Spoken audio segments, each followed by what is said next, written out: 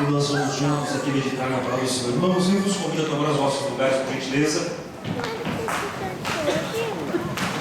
Nós vamos com alegria meditar nessa noite na palavra de Deus. Hoje um culto com a família, irmãos. E nós temos sempre como prioridade no culto com a família trazer uma palavra de ensino, de incentivo, porque os dias são maus e a família é propriedade do Senhor. A família é uma bênção pela qual Deus deixou na terra e nós não podemos abrir mão dessa bênção que Deus deixou para nós. Então, nesta noite, no culto com a família, nós vamos compartilhar alguns ensinamentos da palavra de Deus para o nosso coração.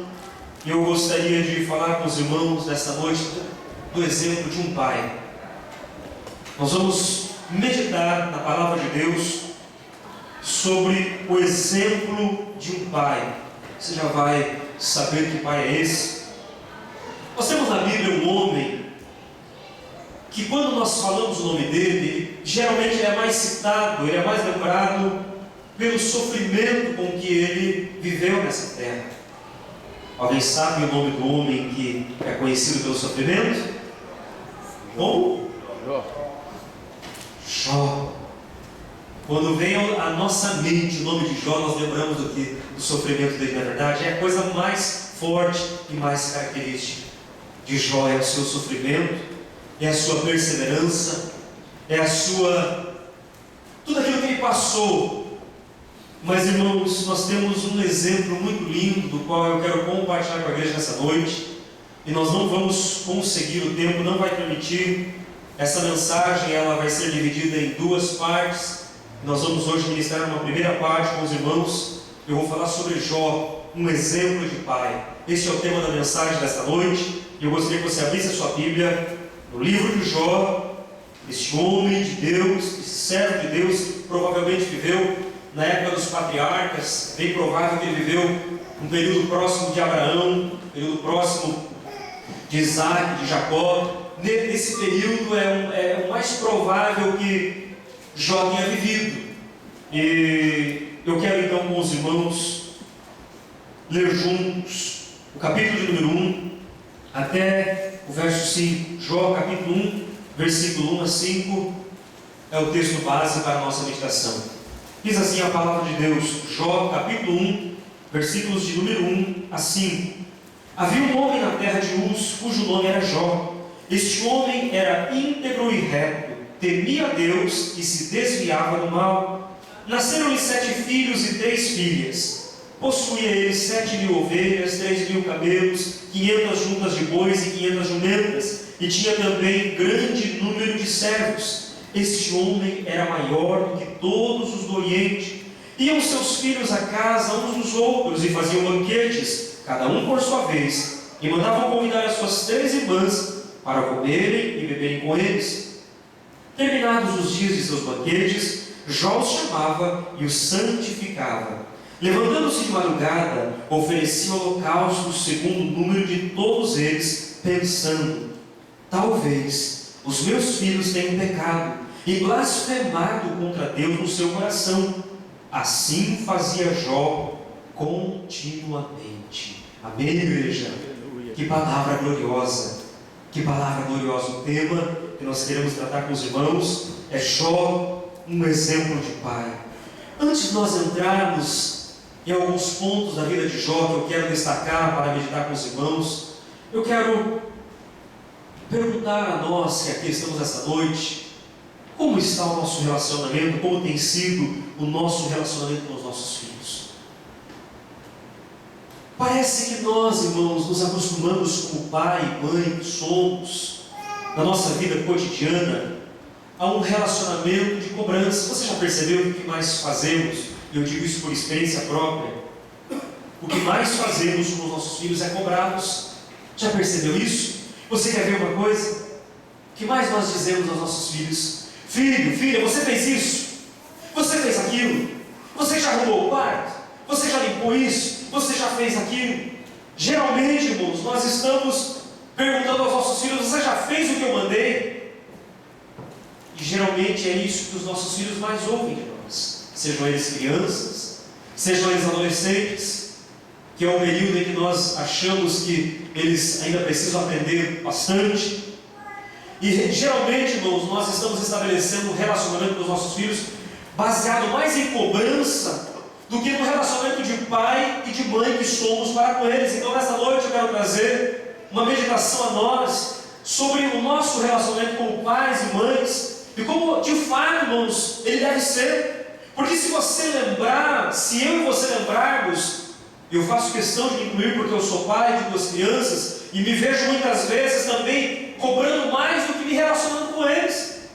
E às vezes eu fico pensando, eu estava meditando nessa palavra, estudando esse texto e meditando e pensando, é verdade.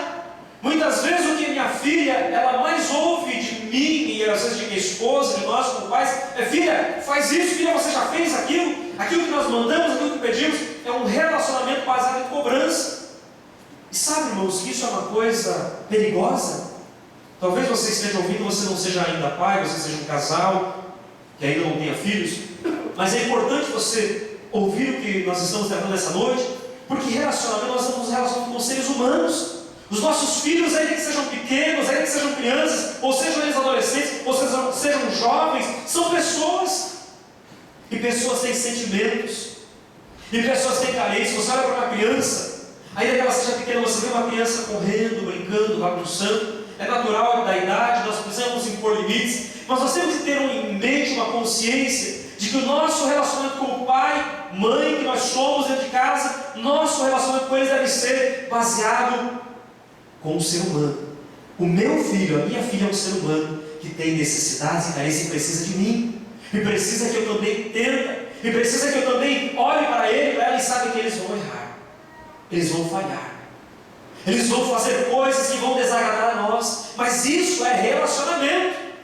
Isso acontece, falhas acontecem, nós erramos, nós como pais também erramos, mas nós precisamos olhar para eles com um olhar diferente, irmãos, porque um relacionamento baseado em cobrança é um relacionamento que se desgasta, é um relacionamento onde o filho e a filha, ele te obedece, ele vai nos obedecer, até que ele tenha liberdade e ele sinta que é dono ou dono do seu próprio nariz, e o que ele fará? Quando ele achar que ele pode, que ele já tem a sua independência, ele vai te deixar. E aquilo que foi construído baseado na cobrança não vai durar. Durarão mágoas, durarão dificuldades, durarão ressentimentos. Por isso é muito importante, irmãos, nós olharmos para os nossos filhos como seres humanos que eles são e conversarmos mais com eles, olharmos mais para eles, ouvirmos mais as suas necessidades. Às vezes eu fico observando que eu ouço pouco a minha filha, que tem 8 anos e já tem um certo entendimento, já tem uma certa compreensão, mas às vezes eu me pego pensando, ela também tem desejos, ela também tem projetos, ainda que seja uma criança, projetos de criança, sonhos de criança, desejo. Às vezes ela quer ter um tempo com o pai, com a mãe, quer ter um tempo com a família, e às vezes eu me vejo olhando por esse aspecto e percebo que falta da minha parte um relacionamento onde possamos conversar mais, onde possamos ouvir mais o que o outro pensa. Irmãos, isso é muito importante.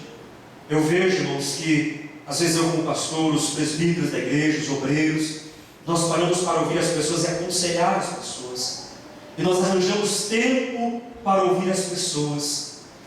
Às vezes as pessoas nos ligam e precisam conversar conosco, e nós respondemos por telefone, por e-mail, estamos cansados, mas nós temos atenção. Mas às vezes não é assim com a nossa família, às vezes não é assim no nosso lar.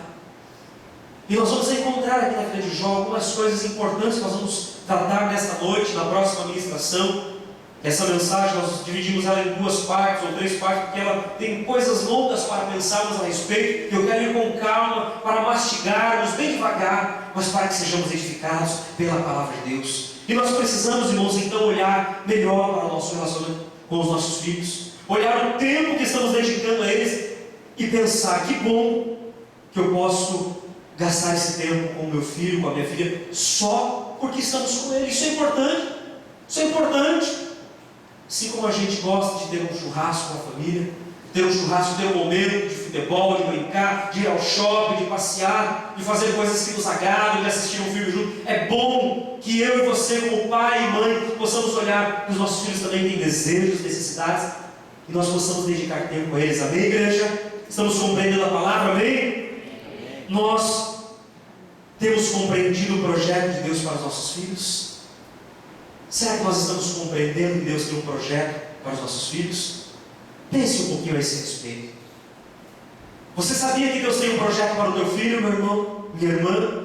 Você sabia que o teu filho não é um fruto do acaso, que ele não veio por engano a este mundo, que ele foi dado a você, embora pareça difícil. Às vezes é difícil realmente entender isso, o significado e a abrangência disso, mas é verdade. Deus deu filhos a nós porque Ele tem um projeto com os nossos filhos. Você já parou para pensar qual é o projeto que Ele tem com o seu filho, com a sua filha? Já paramos para pensar, irmãos, se nós estamos cooperando com esse projeto de Deus? Você como pai, você tem sido este exemplo e cooperado com o projeto de Deus na vida da tua filha e do teu filho? O teu filho e a tua filha podem olhar para você, eles podem olhar para nós e saber que Deus está trabalhando na vida deles, ainda que eles não entendam tudo, ainda que eles não compreendam tudo, mas que eles estão vendo o exemplo de Deus na nossa vida. Estamos cooperando, nós estamos preparando os nossos filhos para serem usados por Deus. Irmãos, isso é sério. Nós estamos preparando os nossos filhos para serem instrumentos de Deus. Você está olhando para o seu filho e pensando: meu filho, a minha filha vai ser um instrumento de Deus, seja no Japão, seja no Brasil, seja em qualquer lugar do mundo. Irmão, um instrumento, você sabe o que é isso? Talvez nós temos irmãs gestantes, estamos no número de 5, né? Talvez vamos chegar no número de 7. Estamos orando para que o número aumente. Glória a Deus, amém, igreja? O povo de Deus diz amém, amém? Amém. As irmãs falaram mais alto, viu? Porque as irmãs têm mais fé. Glória a Deus, eu também creio, mas vocês vão engravidar, viu? Glória a Deus, glória a Deus. Nós vamos crescer para a glória de Deus. Irmãos, irmãs que estão gestantes, já parou para pensar que esse bebê que está aí na sua barriga, Deus tem um projeto para ele? E você está incumbido da responsabilidade de criar esta criança nesse projeto de Deus. Não é o teu projeto. A gente sonha com os nossos filhos em serem advogados, em serem médicos, isso é muito bom. Sonhe isso, mas o sonho maior não é esse. O sonho maior não é ele se tornar um advogado de sucesso, um advogado, uma médica, não é ele ser uma pessoa de sucesso na vida, estabilizado no emprego. O sonho maior não é esse. A prioridade do filho que Deus te deu, que está na sua barriga, ou desse que está aí ao seu lado, ou daquelas que estão lá em cima na salinha agora, estudando a palavra de Deus, estão orando lá com a tia, estão sendo trabalhadas na cabecinha delas. Deus tem um projeto para elas. E você, e nós, estamos cooperando com isso? Irmãos, Deus tem uma obra nos nossos filhos. E isso é muito importante. Jó ouviu isso. Jó pensou nisso. Jó, irmãos, ele viveu numa época em que a lei ainda não havia sido dada.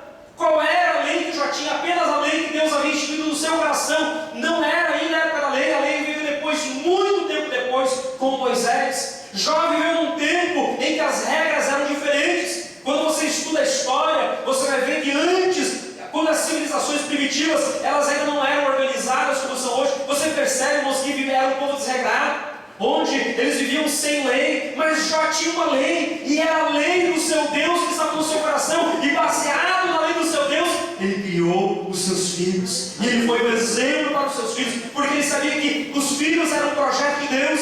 O que diz o Salmo de número 127, que nós gostamos de ler, e o verso de número 3, os filhos são herança do Senhor, e o fruto do ventre, o seu galardão. O teu filho, a tua filha é herança do Senhor, para a glória de Deus Pai, aleluia. Irmãos, às vezes nós pensamos que ter filho, criar filhos, é pagar as contas deles, é dar um bom estudo, é poder dar brinquedos, roupas, é poder dar a eles iPhone, iPad, iPod, aí não sei o que, tudo quanto é ai, né? A gente dá tudo quanto é ai, e a gente pensa, é isso?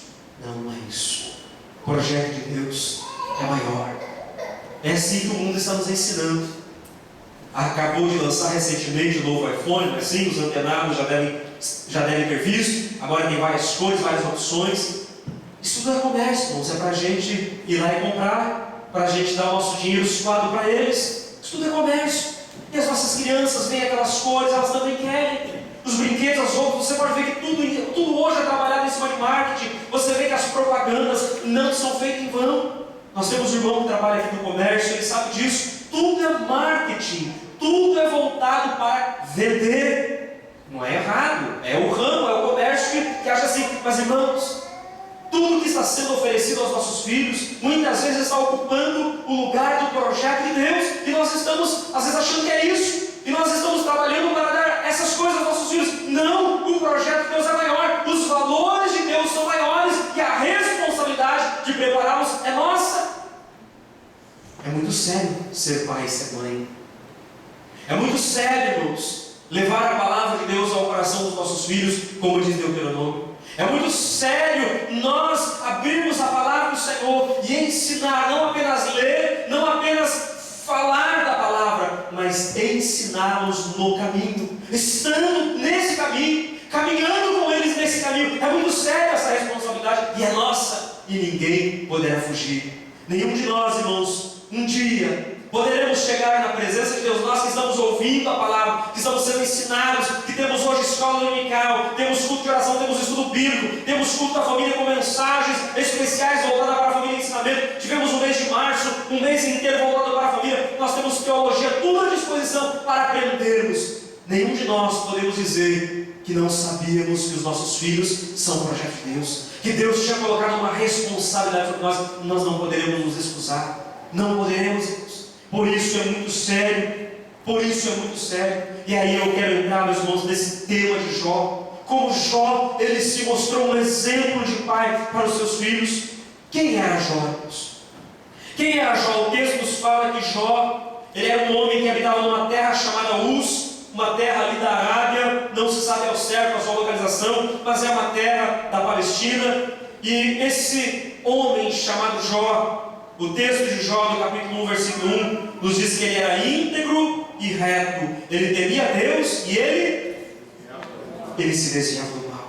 Ele era íntegro, ele era reto, ele era temente a Deus e ele se desviava do mal. Este era Jó. Quem era Jó? Jó era um homem íntegro, Jó era um homem reto, era um homem temente a Deus e um homem que se desviava do mal. E o que Jó tinha, irmãos? O texto nos fala que Jó, ele possuía 7.000 ovelhas, ele possuía 3.000 camelos, ele possuía 500 juntas de bois, ele tinha 500 jumentas, era também muitíssima gente ao seu serviço, e ele era um homem maior, mais poderoso, no sentido de ter posses de todo o Oriente. Eu falei quem era Jó, e eu falei o que Jó possuía. Irmãos, às vezes nós nos enganamos e achamos que os nossos filhos precisam, e às vezes nós nos desgastamos querendo deixar patrimônio aos nossos filhos. É importante também, irmãos. É importante um pezinho de meia, é importante um patrimôniozinho, é importante, mas eu volto a dizer aos irmãos, no reino de Deus, dentro da palavra de Deus, as prioridades são diferentes. As prioridades, existem coisas que vêm em primeiro lugar, em segundo lugar, em terceiro lugar, e por aí vai. E no reino de Deus, a palavra de Deus sempre nos ensina que os valores de Deus para a família vêm em primeiro lugar. Nunca você vai ver na Bíblia Deus ensinando, seja no Antigo Testamento ou no Novo Testamento, seja a mensagem dos profetas, seja a mensagem dos reis, ou seja a mensagem dos apóstolos, ou seja a mensagem de Jesus Cristo, nunca os valores materiais em primeiro lugar. Nunca, nunca. Jesus, ele frisou em Mateus capítulo 6 e versículo 33, mas buscar em primeiro lugar o quê? E a sua? E Jesus, ele complementa dizendo que e as demais? Por que é que Jesus não colocou os valores materiais em primeiro lugar? E aí nós percebemos, irmãos, a importância que Deus dá, porque os valores de Deus são valores que não mudam. Os valores de Deus que nós ensinamos aos nossos filhos e que nós transmitimos no nosso lar são valores que não mudam. São valores que são valores desde o dia em que a Bíblia é a palavra de Deus até a volta de Jesus, até a eternidade. Não mudaram e não vão mudar. Mas os valores dessa terra mudam. Aquilo que valia antigamente não vale mais hoje.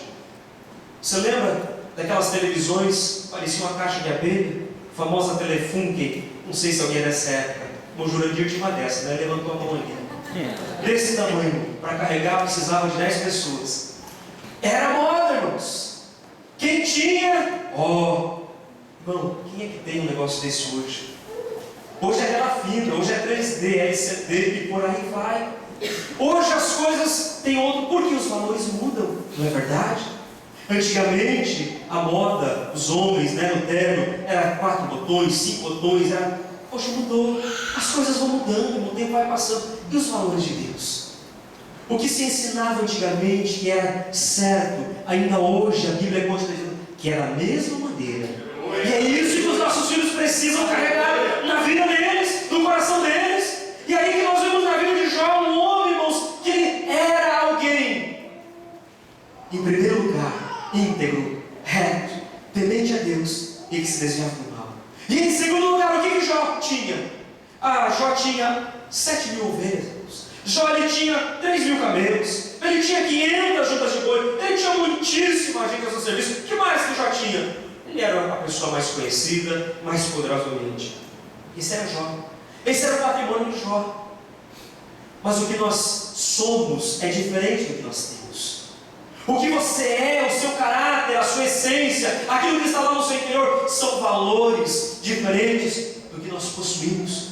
Porque o que nós possuímos se corrompe e se desgasta. Mas o que nós temos, e principalmente, que está em primeiro lugar pela palavra, isso não muda, irmãos. Isso é poderoso para mudar vidas, para mudar corações, para mudar histórias, porque vem da palavra de Deus.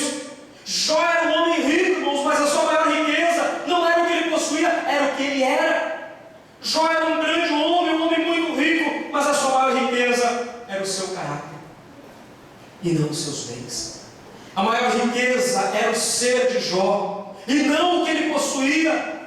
E nós vemos uma geração que estão criando seus filhos, ensinando os seus filhos que pode mais quem tem mais, pode mais quem tem a roupa de marca, está na moda quem troca de roupa, quem pode trocar de roupa. E nós vamos criando os nossos filhos, irmãos, com um sofrimento muito grande quando eles não podem usar todo final de semana uma roupa diferente, eles não podem trocar de sapato sempre que querem, eles não podem ter tudo que querem, eles vão ficando chateados. Quem é pai de filho adolescente sabe o que é isso, não é verdade? Os filhos, quando vão entrando nos 8, 9, 10 anos, pré-adolescência, depois que a adolescência é a fase das descobertas, e eles estão encontrando a sua turma, eles não querem ser diferente, eles vão se enturmando e vão ver que o coleguinha usa isso, o coleguinha usa aquilo, eles têm isso, tem aquela família, tem aquilo, eles não podem estar fora da turma, eles têm que estar juntos. Irmãos, e nós às vezes vamos sendo escravizados. É preciso que você entenda, não é errado dar aos nossos filhos tudo que nós podemos, não é errado. Mas como eu disse eu creio que há uns 2 ou 3 cultos da família passado, há uns 2 ou 3 meses atrás, será que os nossos filhos sabem quanto custa a nossa hora de trabalho? Eles sabem quanto custa você passar aquele período lá na tua fábrica, passar uma madrugada, levantar de madrugada, você levar bentô, às vezes vai abrir o bentô, tá azedo, e você não tem outra opção, e come aquele pão da maquininha, né? Você coloca racuém e come o pão da maquininha, e toma a Coca-Cola, e é o seu almoço. Eles sabem o que é isso? Não, porque ele chega em casa, a mamãe deixou a comidinha preparada, tem comida na geladeira, só esquentar no micro-ondas. Eles não sabem o que é isso. Às vezes eles não sabem quanto custa o suor do teu trabalho, eles não sabem quanto custa uma hora trabalhar. E por isso é muito fácil exigir, é muito fácil dizer e colocar o pai e a mãe na parede, e pedir o game que se quer, e pedir o iPad que se quer, e a roupa que se quer. É fácil, mas não é assim. Não são esses valores que nós precisamos transmitir a eles. O que Jó transmitiu em primeiro lugar aos seus filhos foi o que ele era na sua essência, foi o seu caráter, foi o seu interior. Como está o nosso interior nesta noite, igreja? Como está o nosso interior? Eu quero, irmãos, que nós pensemos nisso nessa noite. Uma outra coisa que é interessante pensar sobre Jó é que, embora ele fosse um homem muito rico, possuísse uma grande riqueza, grande fama, a sua riqueza não impedia ele de ter um profundo relacionamento com Deus. Já meditou nisso? A Bíblia nos fala que Jó era o homem mais conhecido da terra de Uz e de todo o Oriente. Mas o texto também nos fala que Jó continuamente ele estava na presença de Deus. Interessante, né?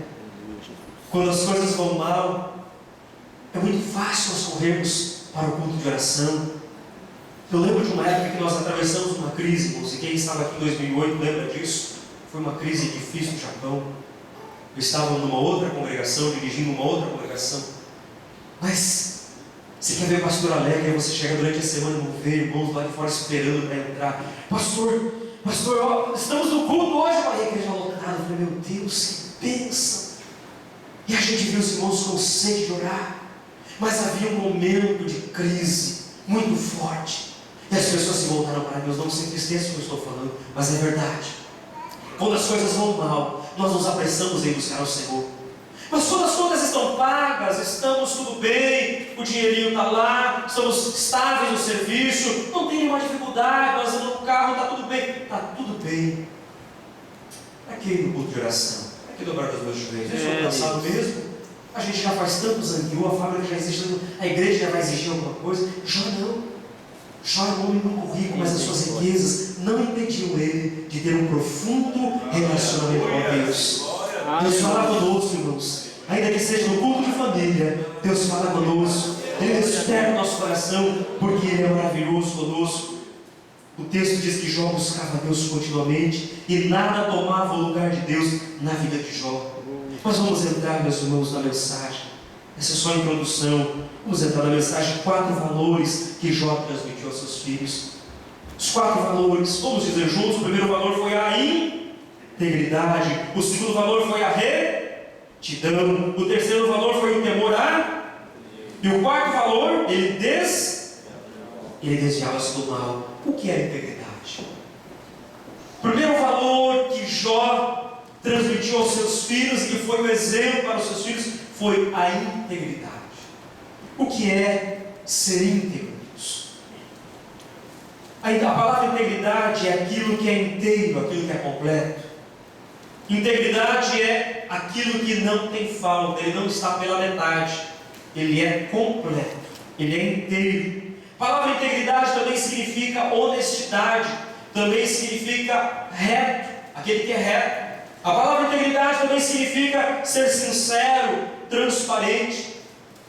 Eu quero meditar com os irmãos nesses 4 valores de Jó, em que Jó era um exemplo para os seus filhos. E quando eu falo aqui de Jó, eu quero que você que é mãe, não se sinta excluída, porque eu estou falando a mães e pais, eu estou falando a nós como família. Então quando eu falo sobre esses 4 valores, eu quero que você como mãe também me ouça e sinta-se parte da mensagem, porque não estou apenas citando Jó exclusivamente, estou citando este exemplo para nós, para os pais e para as mães. E nós, pais, vocês mães, nós precisamos transmitir este valor também aos nossos filhos, a integridade. Será que os nossos filhos olham em nós? Será que o teu filho vê em você a integridade? Talvez você diga, pastor, a minha filha é pequena, pastor. Ela ainda é uma criança de 3, 4 anos, ela não sabe o que é isso. Pastor, meu filho é pequeno, ele tem 6 anos de idade. Ele não sabe o que é integridade, ele nem conhece a palavra, ele mal conhece o português, pastor, ele sabe mais o Nihongo. Então ele não sabe o que é integridade, eu não preciso me preocupar com isso. Ele pode não saber o significado da palavra, mas ele sabe porque ele vê na tua vida o teu exemplo, ele vê o meu exemplo.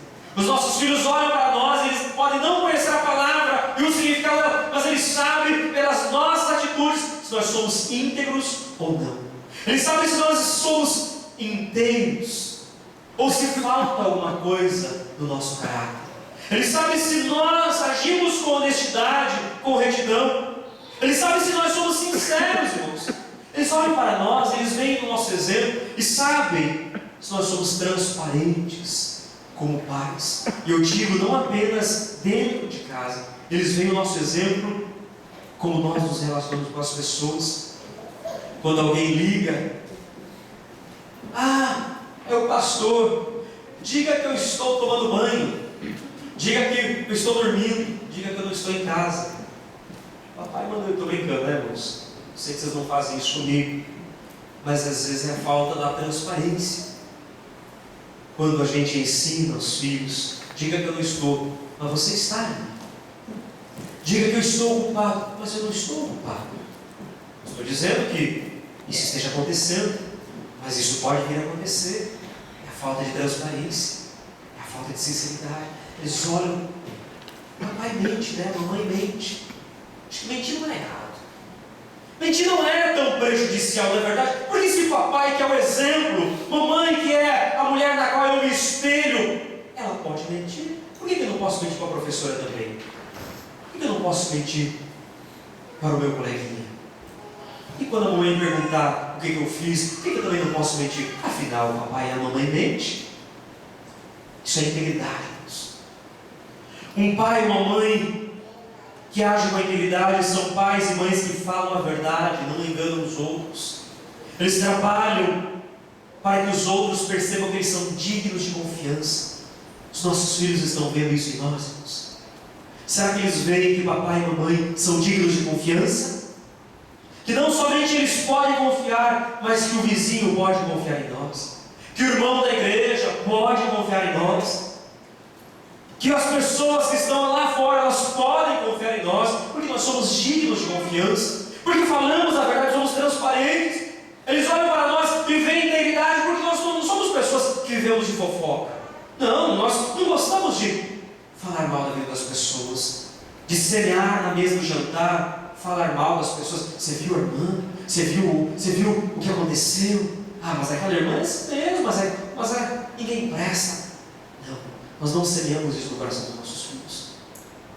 Nós não deixamos eles serem influenciados pela nossa, às vezes pelo nosso coração que não está bem. Nós tratamos com humildade. Uma palavra interessante que a integridade, irmãos, na vida de um homem, ela significa que esse homem é tratável. Sabe o que é isso? É o homem e a mulher que é capaz de aprender. E Jó transmitiu isso aos seus filhos, porque a palavra integridade é aquela pessoa que tem embora ele mantenha os seus valores, mas ele reconhece quando erra. Isso é ser tratável, é não endurecer a sua cerviz, é não ficar querendo manter o orgulho apenas porque ele é pai. Não, eu errei, mas eu não vou admitir não, porque eu sou o pai, eu sou o homem dessa casa, eu sou a mãe, e onde está a minha moral? Se eu admitir que eu errei, não, eu errei, mas eu vou deixar assim, deixa para lá, são crianças mesmo. Não, a palavra integridade na vida de um pai, de uma mãe, significa ele ser tratável, ele ter um caráter disposto a aprender, e os nossos filhos precisam ver isso em nós. Foi isso que Jó transmitiu aos seus filhos, é isso que significa a palavra integridade. Veja que o texto, a primeira coisa que o versículo 1 do capítulo 1 de Jó nos diz é isso, que Jó ele era um homem íntegro, e os seus filhos olhavam para ele e viam a integridade na vida dele. Veja o que diz o Salmo de número 138 e o verso 6. Quem pode ler para nós? Salmo 138 e o verso de número 6. E depois nós vamos ler Provérbios também 3, 11 e 12. Primeiro Salmo 138, verso 6. E depois Provérbios 3, 11 e 12. Quem achou pode ler. O Senhor é céus, contudo atenta para os humildes. Os soberbos ele o conhece de longe. Olha só, irmãos. Embora esteja nas alturas, o Senhor olha para os humildes e de longe reconhece os arrogantes. Veja para quem Deus olha: para os humildes. A humildade, irmãos, é um aspecto da integridade. Quem pode ler para nós o livro de Provérbios 3, versos 11 e 12? Filho meu, não rejeites a disciplina do Senhor, nem te enfares da sua repreensão. Porque o Senhor repreende a quem ama, assim como o pai ao filho a quem quer bem. Olha só que coisa linda. Meu filho, não despreze a disciplina do Senhor, nem se magoe com a sua repreensão, pois o Senhor disciplina a quem ama, assim como o pai faz ao filho de quem deseja o bem. Ser tratável, isso é a integridade. Colossenses, no capítulo 3, nos versículos 8 e 9, diz assim a palavra de Deus: mas agora abandonem todas estas coisas: a ira, a indignação, a maldade, a maledicência, a linguagem indecente do falar. Não mintam uns aos outros, visto que vocês já se despiram do velho homem com as suas práticas. Olha quanta coisa interessante a palavra de Deus nos ensina. Para deixarmos.